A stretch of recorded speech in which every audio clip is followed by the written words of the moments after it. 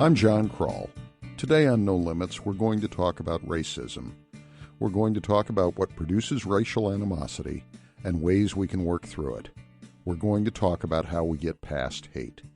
My guests will be author and civil rights activist Daryl Davis, who has worked successfully to change the minds of white supremacists, and Scott Shepard, a former KKK member who now works to create racial peace. Please join the conversation. Call 1-866-476-3881. Email is nolimits@wfyi.org.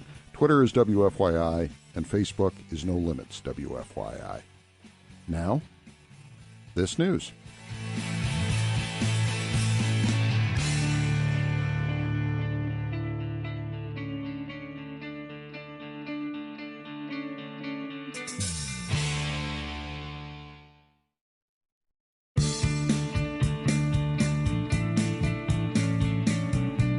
No Limits is made possible by your membership and by Apparatus IT Security, identifying network vulnerabilities to help keep companies secure. More information on security assessments for businesses at apparatus.net. And by WGU Indiana, Indiana's 8th State University. Information about earning a degree from WGU, an accredited online nonprofit university, is available at indiana.wgu.edu. Welcome to No Limits. I am John Krull, director of Franklin College's Pulliam School of Journalism, publisher of thestatehousefile.com, and your host. We're talking today about erasing racial barriers.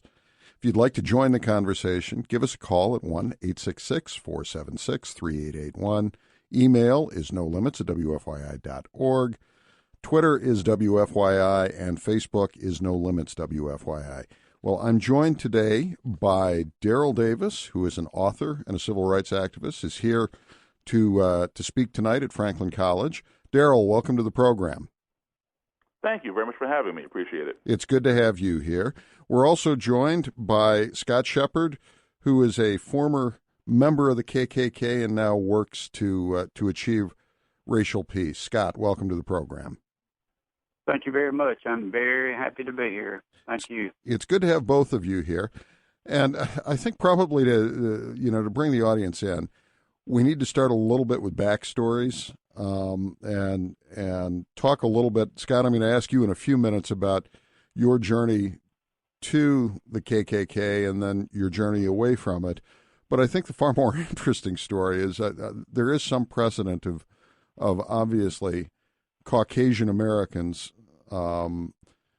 embracing the KKK, very little of African Americans embracing the KKK and attempting to reach out to it in ways that willingly.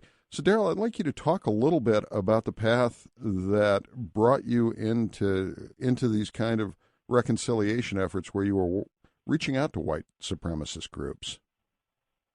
Well, as a child, I was my parents were in the Foreign Service, so I spent a lot of time overseas, and I grew up with kids in school, in elementary school, back in the '60s, from all over the world.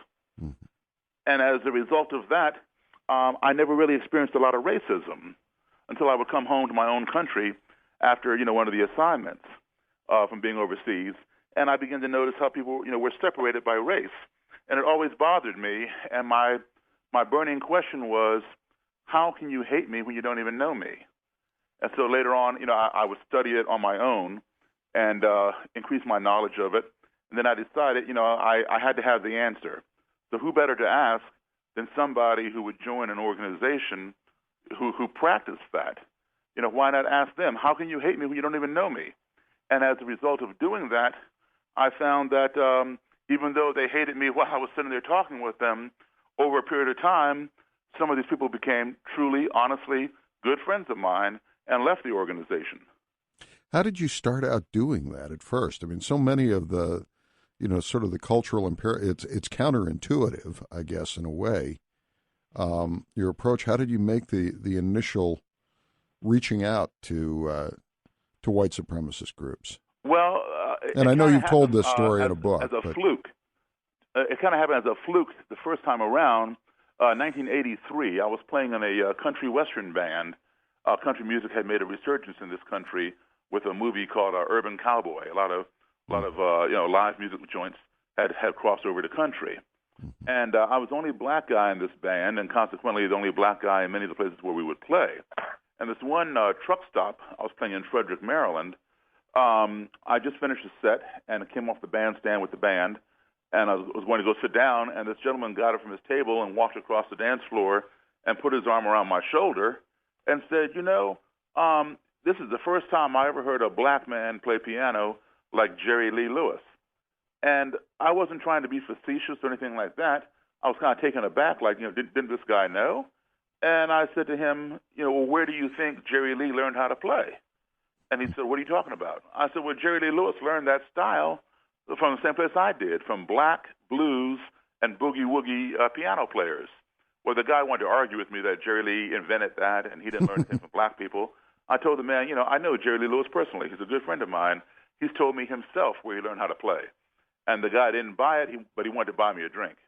And I had a cranberry juice with him, and turns out he was a member of the Ku Klux Klan, and he was fascinated that this black guy could play that kind of music.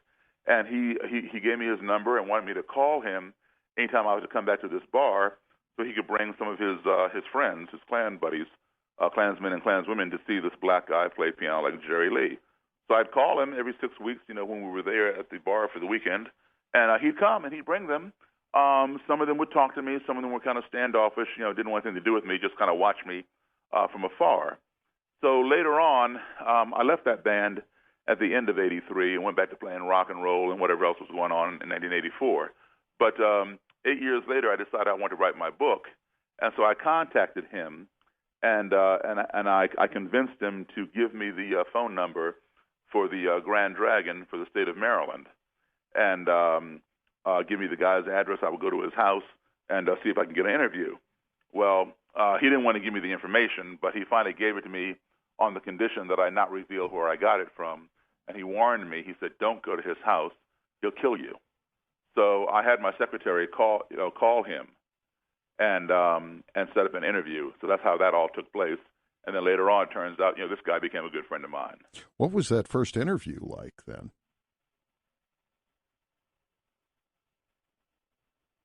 Daryl? Hello? Yes, Daryl. Can you hear me? Yes. What was that first interview like? Well, it was a little tense at first because I told my secretary, see if this guy would meet with me, but do not tell him that I'm black. He'll figure that out, obviously, when he sees me. I didn't want to jeopardize him, by figuring out that I'm black and then not give me the interview. So she didn't tell him, and he didn't ask. And when he showed up, of course, he was surprised. He came with what's called a Grand Nighthawk, and Nighthawk in Klan terminology means bodyguard or security.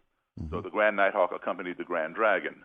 A Grand Dragon, the term grand means a state officer. A dragon means like the head of the state. So we would call that a governor.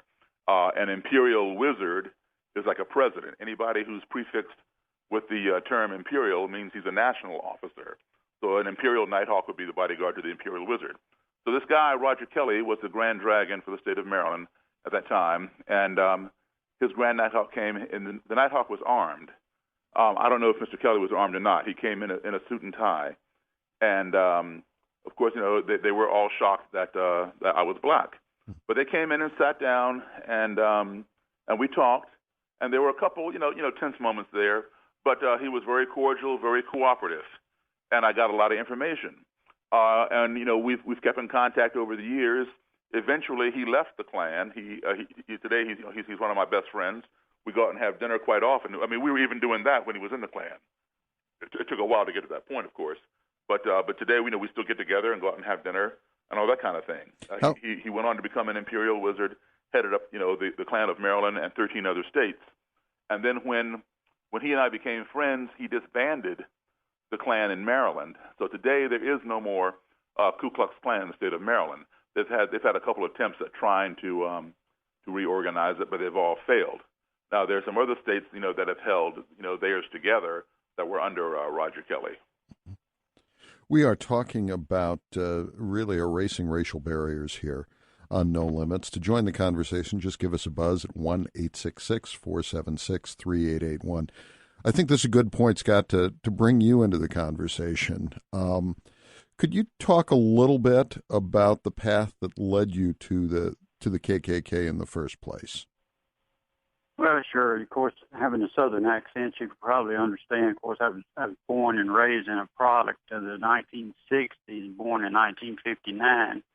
I was in the Mississippi Delta, my hometown, Indianapolis, Mississippi, which was a hotbed of racial turmoil.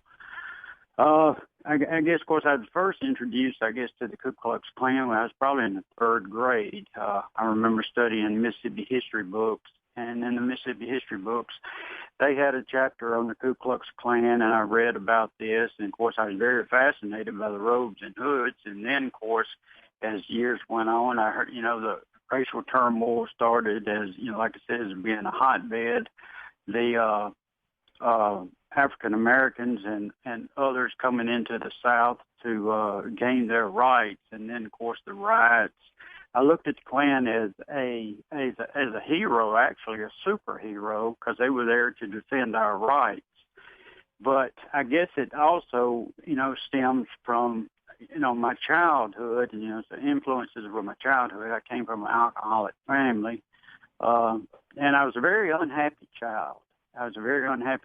And at the time, I grew up into the public school system. When integration came into the public school system, there was 5 kids in my family.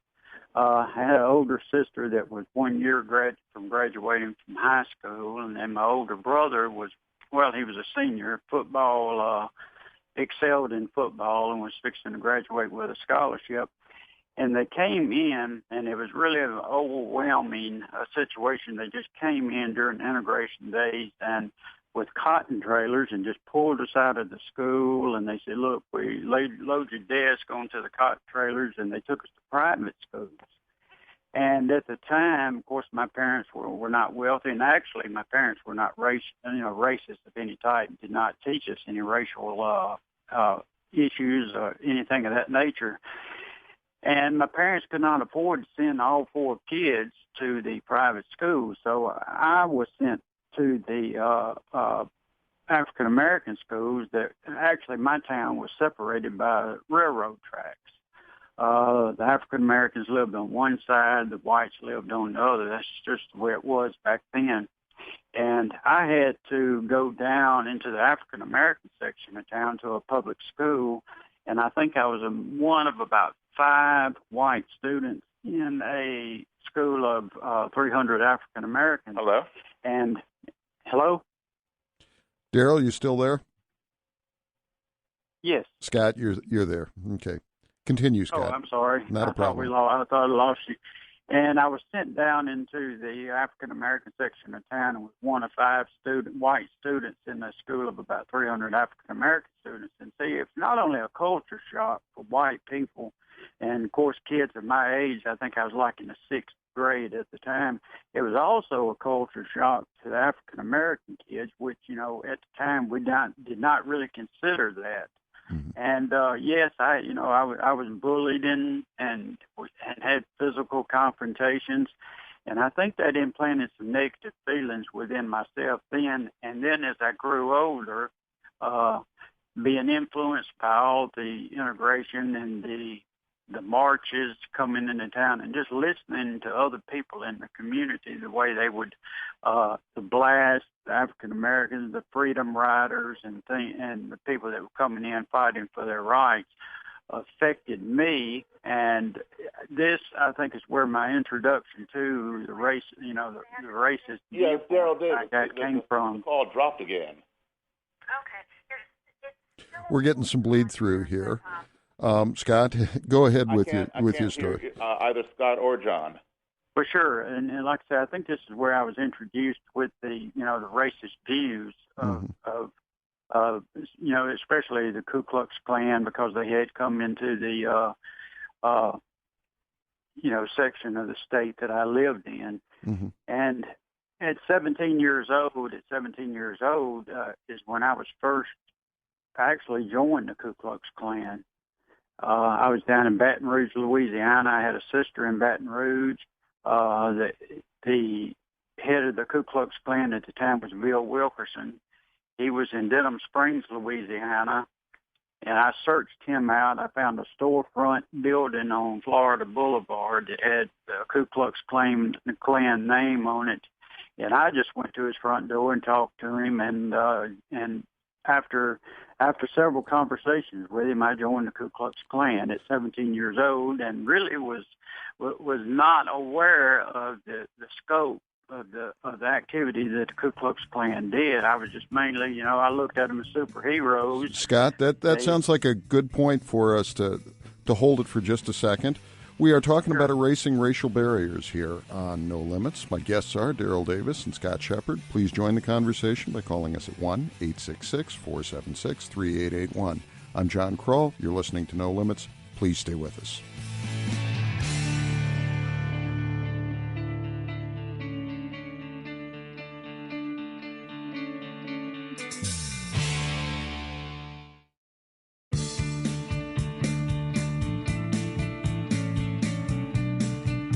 Welcome back to No Limits. I am John Krull, director of Franklin College's Pulliam School of Journalism, publisher of thestatehousefile.com, and your host. We're talking about, really, it's racism and how we get past it on No Limits today. My guests are Daryl Davis, an author who is speaking down at Franklin College tonight at 7 p.m., and Scott Shepard, a former KKK Imperial Wizard who has since decided to work toward racial reconciliation.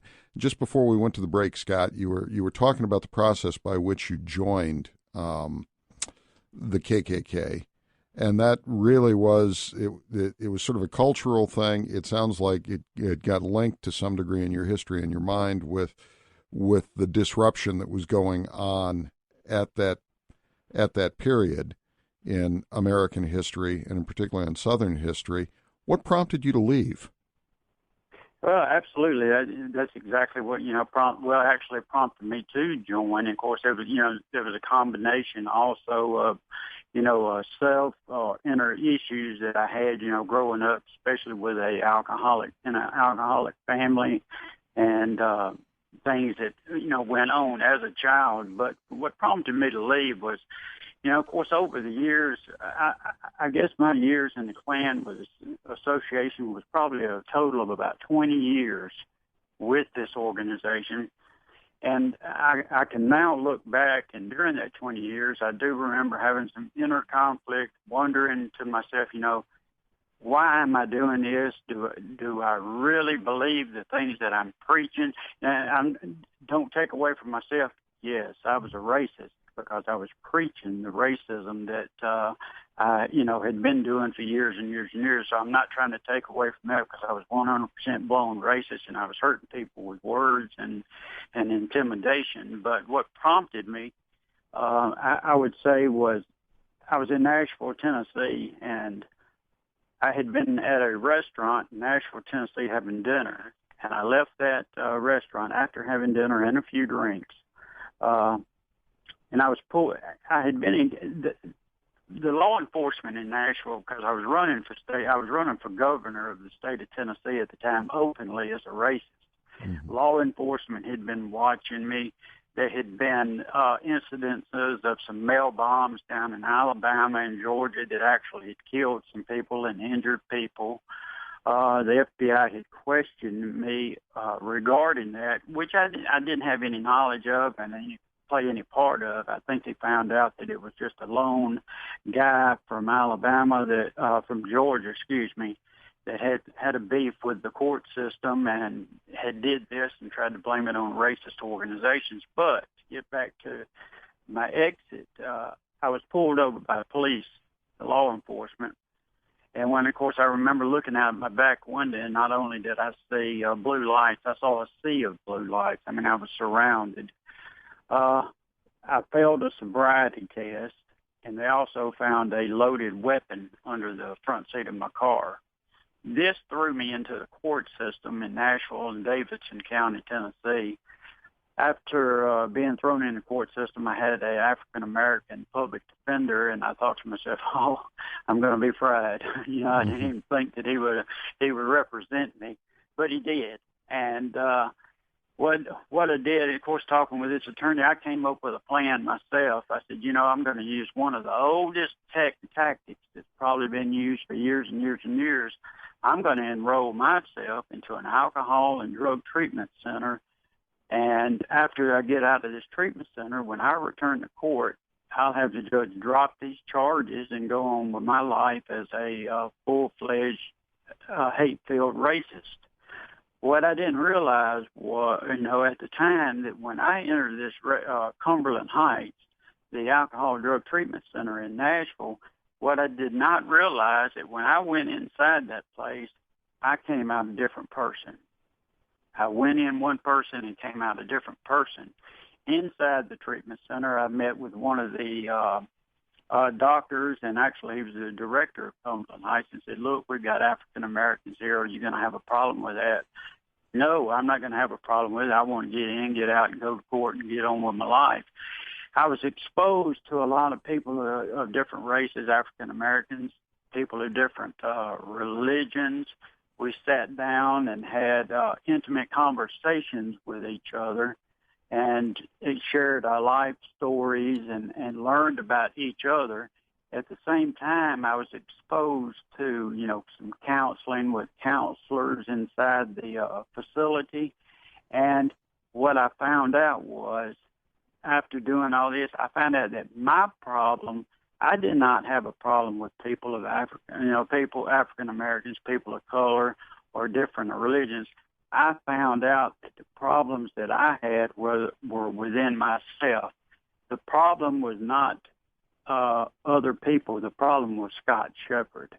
And that's where my transformation, from being a racist and leaving the Klan, where it started was inside that treatment center. Do you ever find yourself slipping back? Is it something you have to monitor? Right. Well, actually, I went into this treatment center, and when I got out of the treatment center, like I said, I went in one person, came out another. Sure, there was probably a couple of years there, 2 years, maybe 3, but I know there was 2 years that it took me a while to grasp really what had happened to me and the transformation that was going on. And it took me a couple of years to really grasp that, and I still continued a little bit into the racist movement. And then, of course, I returned to Cumberland Heights for another 14-day relapse prevention program to get some more counseling. And at that time, like I said, I was exposed to more counseling and exposed to the people there in the facility. And when I left, that's when I walked away. And, to answer your question, do I find myself slipping back?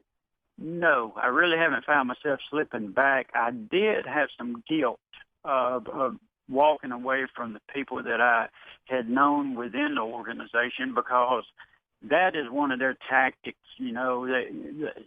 They take you in and give you a home. They make you feel like family.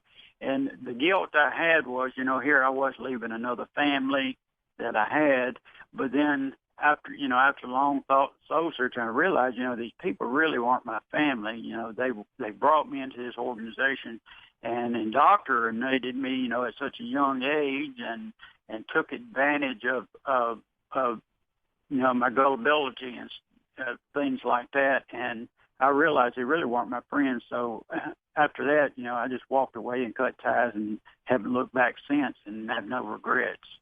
We are talking about racism and how to get past it here on No Limits. Please join the conversation by calling us at 1-866-476-3881. Email is nolimits@wfyi.org. Twitter is WFYI, and Facebook is No Limits WFYI. Daryl Davis, how common is Scott's story? I mean, from your research, your experiences with this, can you give us some idea? Not to boil down what was a fairly complicated story, it sounds like Scott veered at a fairly young age toward the Klan because he felt somewhat threatened and lonely, and there was a lot of disruption in his personal life. Is that a common path? There is a common path, but, a Klansman, a Klanswoman is not stamped out of a standard cookie cutter. Mm-hmm. They come from all walks of life. You have those who are highly educated, college graduates. We've had presidents of the United States in the Klan. We've had congressmen, senators, governors. We've also had third-grade dropouts. And, some come from wholesome families, some come from dysfunctional families. But Scott brings up an excellent point, and that, when he went, he was brought up, around a lot of dysfunctional people, alcoholism, et cetera, and a racist environment.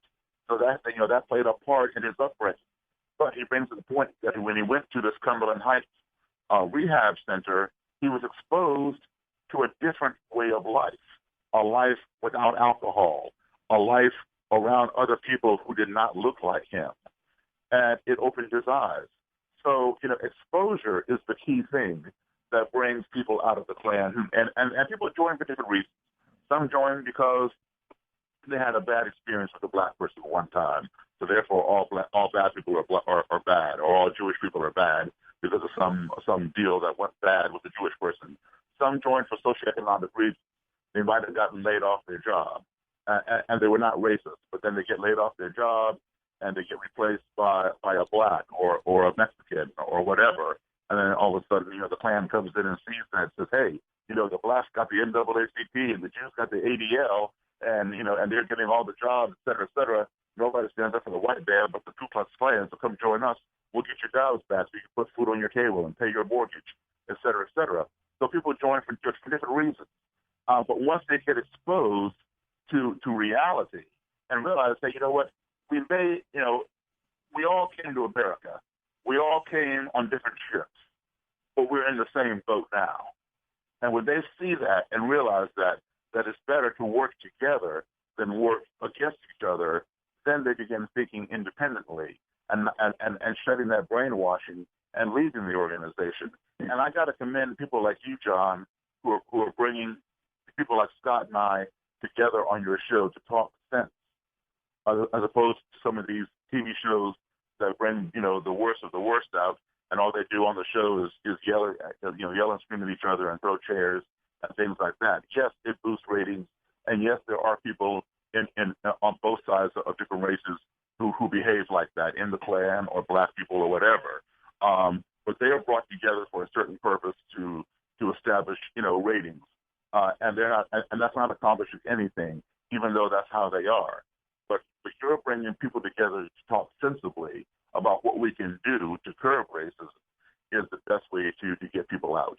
Well, and people hearing Scott's message, hearing in what I go through, what I do, that helps a lot, and you are the instigator of that. Well, thanks very much for the kind words, but that's sort of WFYI's mission here, is to make sure that there's thoughtful discourse on the air.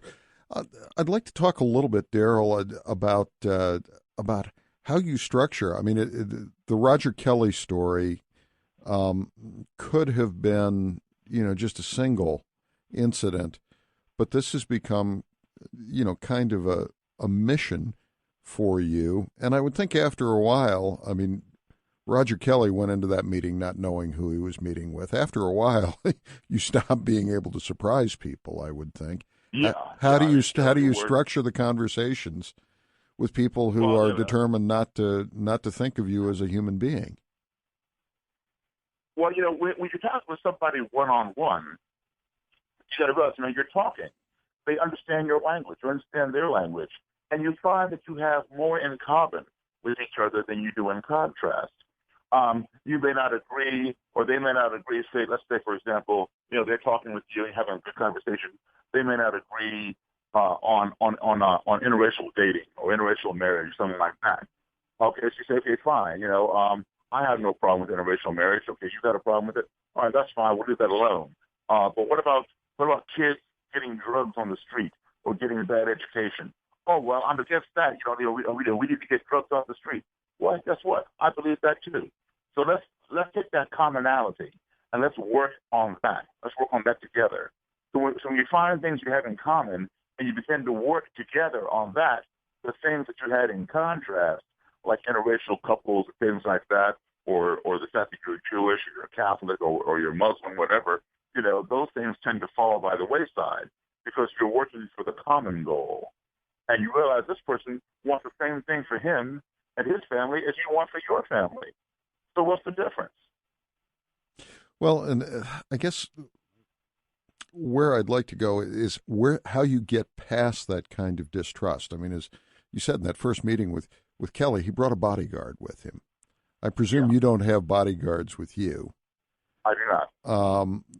Have there been times when you felt frightened for your safety? Or... Well, there have been times when I had to fight and put somebody in the hospital and put somebody in jail because I was attacked. And fortunately I won on the street and I won in court. But, that doesn't happen very often. Every now and then, there's somebody who just hates that much just to look at you, they want to attack you. And there will be people who will go to their graves hating and being violent, and those people, that you just simply cannot change. You see, you have people, John, who are ignorant. You have people who are stupid. Mm-hmm. And you have them in all races. And some people define ignorance and stupidity as being synonymous. I don't. For me, an ignorant person is someone who makes the wrong decision because he or she does not have the facts and proper information to make the right decision. A stupid person is someone who has the right information to make the right decision, but still does not do it and makes the wrong decision. So, fortunately, there is a cure for ignorance, and that cure is education. You present people with the proper information and the facts, and then you alleviate them of their ignorance. But if you present someone who is stupid with the facts and they still behave stupidly, there's nothing you can do. There's no cure for stupidity. In terms of making an assessment, because you talk about how there are some people, who are just determined. They're going to go to their graves with their hearts filled with hate. How do you make a judgment, when you're talking with this person, saying, conceivably this is someone I could reach? And when do you just say, nope, lost cause, walk away? Well, actually, I'm the eternal optimist. I keep trying with the people who some end up in their grave hating, or I know they will go there, but I don't give up on them. I'm not somebody who gives up. I never set out to convert anybody. That wasn't my mission. My mission was really to figure out how do you hate me when you don't even know me? Just tell me that so I can understand that. And that's what I want to do, meeting with people all around the country who belong to the Klan or neo-Nazis or whatever. I wasn't out to convert them. But then in sitting down and talking with them and you finding out that, that you've got a lot in common, more so than you do in contrast, with what you had in contrast centered around race. They felt that their race was superior to your race. They felt the races had to be apart. I felt my race was equal to their race, and the races could be together. Other than that, we had a lot in common. Like I talked about education or getting drugs, out of the community or whatever. And then they would become my friends. And I thought, wow, this is amazing. So I'm going to keep on doing this because, we're raised to think, that a tiger can't change its stripes. But I saw the stripes changing. And so I keep on doing that. And the most important thing is this. When two enemies are talking, they're not fighting. It's when the talking ceases that the ground becomes fertile for violence. But as long as you can have two enemies talking to each other, they can be disagreeing and all that, that's fine. But as long as they're communicating, they're not fighting. So you keep those lines of communication open, and hopefully something will snap, something will break, and somebody will see the light. We are talking about erasing racial barriers here on No Limits. You can join the conversation by calling us at 1-866-476-3881. You can send us an email at nolimits@wfyi.org. You can find us on Facebook at No Limits WFYI, or you can find us on Twitter at WFYI. My guests are Daryl Davis, who is an author, civil rights activist, musician, and actor. He's speaking down at Franklin College this evening at 7 p.m. about this subject, and Scott Shepard, who is a former KKK Imperial Wizard and is now working toward achieving racial reconciliation. I am John Krull. You are listening to No Limits. Please stay with us.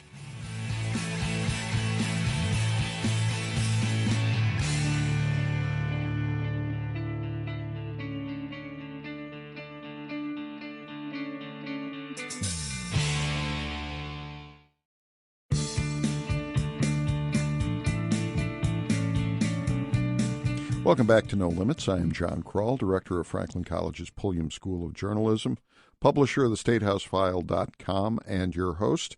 We're talking about racism and how we get past it today on No Limits. My guests are author and activist Daryl Davis and Scott Shepard, a former KKK member who is now working toward racial reconciliation.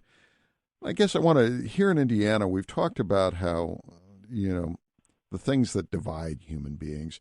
We've obviously got a huge statewide debate right now on the issue of same-sex marriage that has really divided people, created an awful lot of anger.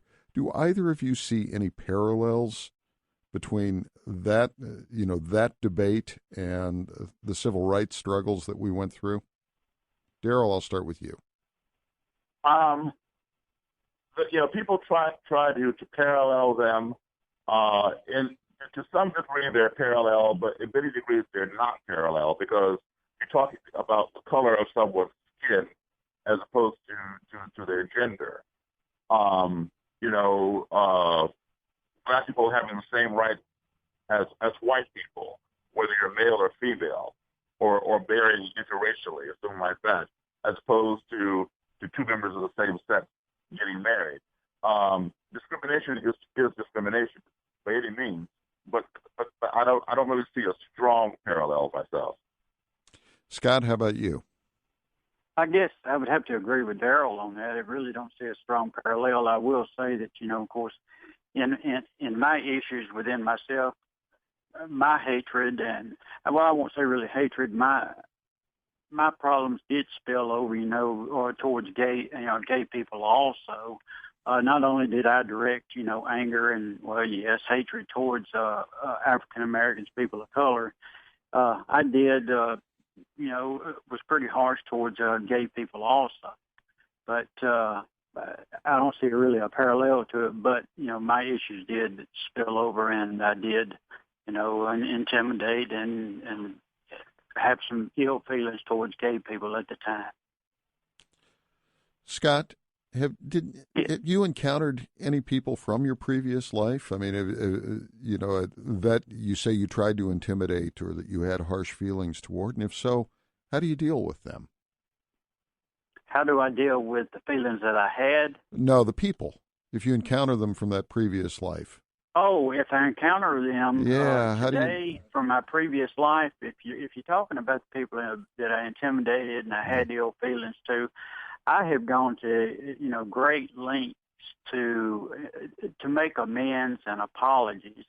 I've contacted people that I knew that I had said things and hurt, and just people that had come across in my life that I know that hurt. And I'll give one example of one. Was a news lady here in Memphis, Tennessee, where I was very active for Channel 5. And I contacted her several years ago, and I contacted her and I told her, I apologize. She was African American and was married to a white gentleman. And I made apologies to her, and she told me, she said, Scott, she said, during those years, I sometimes wondered if you would ever change or if you would change. And today, she's one of my best friends, Kim Clark, Channel 5. And yes, I've been very well received by a lot of the people that I said things that hurt, and have received forgiveness from them. And there's probably no way that I'll be able to reach all the people, and I know there's not. I will be apologizing for the rest of my life, and that's okay too. And I still hold. I pretty much have forgiven myself, but I still hold some guilt, and I'm not complaining about that guilt that I hold, because I feel like that guilt that I still have within myself gives me more of a driving force to keep going and moving and trying to make reconciliation with the other races. So yes, I've come across some of them and have made amends with them, and I hope that continues. I hope I can continue to be able to do that. We are talking about getting past racism here on No Limits. If you'd like to join the conversation, please give us a call at 1-866-472-5790. 888-476-3881. Linda, welcome to the program.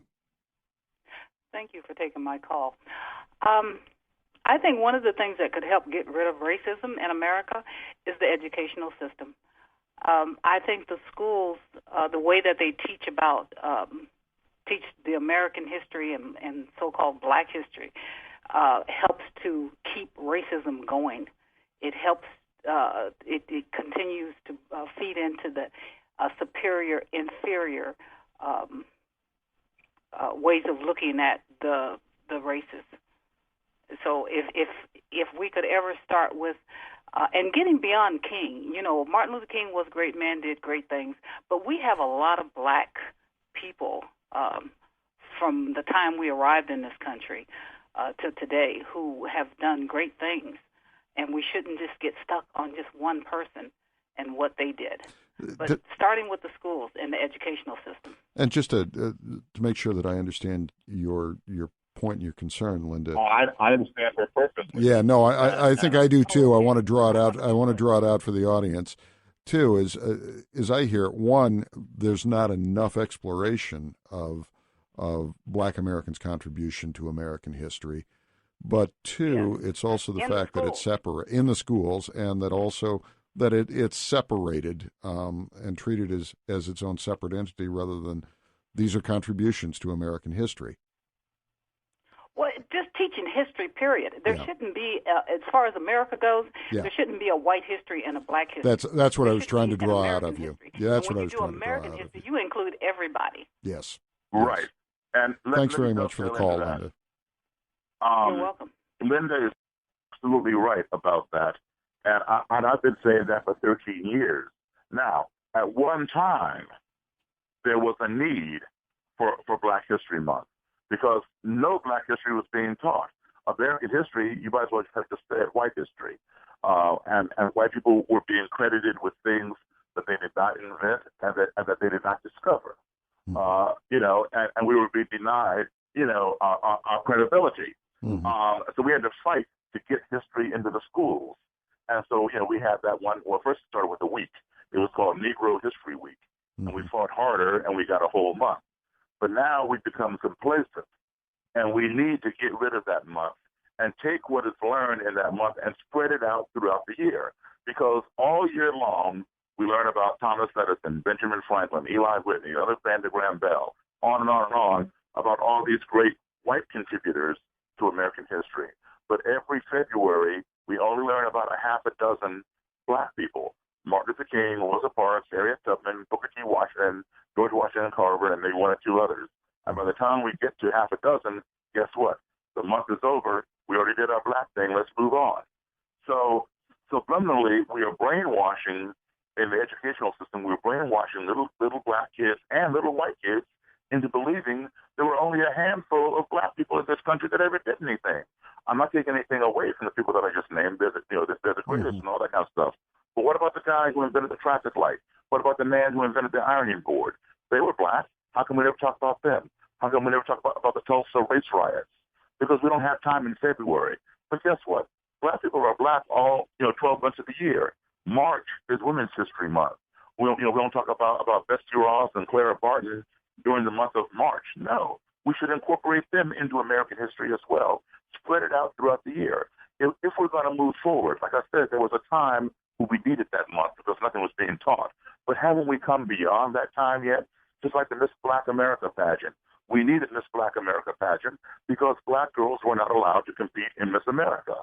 Finally, when Miss America opened its doors to allow anybody who was American, regardless of color, to compete for Miss America, then we no longer need Miss Black America. And since then, we've had a few Miss Americas who've been Black, like Vanessa Williams and Debbie Turner and whoever else. So why can't we move forward and assimilate what's being taught during Black History Month into the general American history where it belongs and include more people? When Obama leaves office, are we only going to talk about the first Black president during the month of February, put him in the February box? Mm-hmm. Does that make any sense? It's ludicrous. We need to move beyond that now. We are talking about how we erase racial barriers, get past racial animosity here on No Limits. Robert, welcome to the program. Yeah, hello. Thanks for taking my call. I love your show. Oh, thank you. I'll be real brief. I'll just make a quick comment. I wanted to add to the previous female caller who talked about the history, the dual histories that we teach in school. And I think one of the things that also plagues people of color, as well as Caucasian Americans, is that we just don't expect enough out of the kids in the inner cities in the educational system. The standards, even though they may be on paper set the same as they are, and maybe kids living in Carmel or wherever they may be, but we just don't expect as much from them because we look at them as being inner city kids. When I think they're just as smart and just as capable as doing the same amount of work, scoring the same kind of grades, get into the same colleges as the kids in the suburbs. But we just think just because they live in the inner city and they attend IPS, they're not as capable as the kids that live in Carmel or Franklin Township or Pike or Lawrence or wherever it may be. So that was my comment. I just think that we just don't expect enough. And I think if we did expect more, maybe not make things tougher, but really drove home the point that success lies in sticking with things, sticking with education and getting your high school degree. I think we'd see a whole big difference in outcomes. Thanks very much for the call and the question, Robert. That's actually a persistent theme. We've been talking about the hard and concrete forms of racial bigotry. There is an argument out there that the low expectations and all of that are a soft form. Daryl, could you respond to Robert? Yeah, I can only hear him partially, but yeah, I think I understand, what he was saying, that, that we pass judgment based upon somebody's environment. And, you're judged by the company you keep, more or less. And yes, I think, schools should be stronger and we should teach people to expect more, not lower the standards, but bring people up, because people become a product of their environment. And I go back to Scott talking about the environment in which he was raised, and he had to break away from that. If we can change the environment for these people of the inner city or trailer park or whatever else, make our schools more welcoming and address, don't just teach the subject, teach the child. You understand the difference? When we do that, then we can change their future. Because if all we do is just teach the subject and they just go back, to their own environment, then it's harder for them to break away and become somebody because they become a product of that cycle. But if we teach not only the subject but teach the child, address their shortcomings, etc., then they have a greater chance for a future. We've gotten an email question from a listener named Gideon who says, I was wondering why there was such great hate towards African Americans back in the KKK days. And I guess if I might, Gideon, I'm going to ask these guys to answer that question, but also ask, it's not back in the day. I think you both would argue that the KKK is still an active presence today. Yes. Absolutely, yes. In fact, it's even greater today. It's growing today because we have Obama in office, and who would have dreamed of a black man being president? Also, illegal immigration is a big concern to the KKK and members or people of the same type of mindset. But however, when the KKK or like-minded people use the term illegal immigration, they use that as one of their recruiting tools, where they say, hey, we're against illegal immigration also. Come join us and we'll fight it together. But when they use the term illegal immigration, it's kind of a code term for Hispanic people, because there are plenty of Canadians here in this country who are here illegally. There are plenty of people who are here from the UK and Eastern Europe. But because they look like the majority of people here, then it's okay. But when you look different and you realize that some of these people might be marrying your daughters or your sons or whatever, it raises concern. When I was, back in the 60s, when I was in elementary school and stuff, Scott and I are around the same age. I'm 55, he's 54. When we were kids, the black population in the U.S. was 12%. Hispanics were 2%. Native Americans 1.9%. And Asians around 2%, 3%. Today, black people are still 12%. Hispanics are now 13%. Mm-hmm. So you've got now 25% non-white. Back in the day, at 12%, blacks were the biggest nemesis for people in the Klan and like-minded people. And now you got 25% non-white. So they see their number going down slowly, and people of color, that their number coming up. And in the next few generations, it's going to be 50-50. And then eventually, people who are white are going to be the minority. It's going to flip-flop. And that's of a grave concern, because when you have been in the seat of power and you've sat on the throne for hundreds of years, you don't want to get off. We're getting a little bit close on time, but I wanted to raise this point, because we are talking sort of about where the KKK and white supremacist groups are now. I remember 20 years ago or so when David Duke was running for governor and running for president, there was a lot of talk about how there was a new, sort of more media-friendly KKK and all of that it was becoming more media-savvy. Where is the KKK going now, and how should we deal with it? We've got probably about a minute and a half on this. I'll let Scott answer that. Scott? Well, pretty much. I tell you, of course, the Klan uses legitimate issues like illegal immigration, drugs in the streets, different legitimate causes, that people are concerned about. And I think that's one of the reasons that they're growing so fast now, because they're latching on to some of these issues. And personally, I know some of these organizations, they really could care less about some of the drug problems. These are just code words and code issues that they use to try to boost their membership to grow for the racist issues. So this is one of the things that's causing them to grow, and they're going to continue to grow. As long as we don't have people sitting down, of course, like Daryl, and of course myself, sit down and educating people. The key is sitting down, talking with other people of other races, and getting to know them, which I did within this alcohol and drug treatment facility. And until we can do that, I believe they're going to continue to grow, but we've got to really sit down and talk with people. And I do not want to be an adversary or go nose to nose with the Ku Klux Klan. That is not my goal. My goal is to educate and try to draw people out of these organizations and prevent people from going into these organizations with my story and trying to get the point across of why people do this. And, like I said, until we can educate people and sit down and talk and get to know each other, I think they're going to continue to grow. That'll have to be the last word. Daryl Davis and Scott Shepard, thank you very much for joining us. You've been listening to No Limits. Thank you for joining us. No Limits is a production of 90.1 WFYI Public Radio, Indianapolis. Producer, Sharon Alseth. Interactive Media Coordinator, Melissa Davis. Technical producer, Jeanette Rhodes. And board engineer, Don Hibschweiler. We invite you to join us each week for No Limits, made available through IPBS, Indiana's public broadcasting stations.